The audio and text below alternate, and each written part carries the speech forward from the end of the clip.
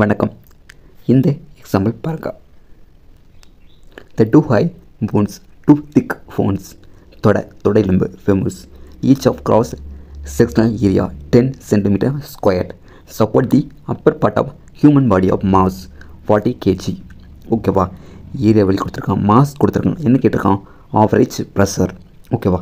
இப்போ இந்த ரெண்டு கிவன் டேட்டா வச்சு எப்படி ப்ரெஷர் கண்டுபிடிக்கலாம் அப்படிங்கிறது நல்லா செக் பண்ணுங்கள். ப்ரெஷர் ஃபார்ம்லான்னு ஃபோர்ஸ் டிவைட் பை ஏரியா, இது எல்லாருக்குமே தெரியும். இது வந்து பேசிக்கான ஃபார்ம்லாம். இது நம்ம ப்ரீவியஸ் 10th படிச்சிருக்கோம், அல்லது 11th 12th ஏதோ ஒன்று பேசிக்கான ஃபார்ம்லாம் தெரில அப்படின்னு தெரிஞ்சுக்கோங்க. Pressure is equal to force divide by area. ஓகேவா?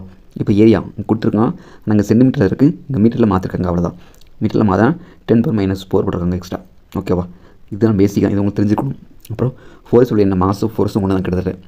மாஸ் ஒரு வகையான வெயிட்டு, ஃபோர்ஸ் ஒரு நாளுமே ஒரு வகையான வெயிட்டு தான் கொடுத்து அழுத்துறது. ஓகேவா? ஃபோர்ஸு, ப்ரெஷரு, மாசு, அந்த மாதிரி. Force equal to 40 kg. அதை அந்த கேக்கு பதிலாக கே அப்படின்னா கிலோ 100 போட்டிருக்காங்க, 400 வரும். ஓகேவா? ஸோ அதை கே எடுத்து மாற்றிக்கோங்க, நியூட்டன் மாற்றிக்கோங்க. ஏன் அப்படின்னா ஃபோர்ஸ் வேல்யூ வந்து நியூட்டன். ஓகேவா? ஸோ அதெல்லாம் மாற்றிக்கோங்க. ப்ரெஷர் ஆவரேஜ் FI இப்போ சப்மிட் பண்ணுங்க. அந்த வேல்யூவை சப்மிட் பண்ணி நீங்கள் போட்டு கொண்டு வரதான் அது இருக்குது. Okay friends, thank you.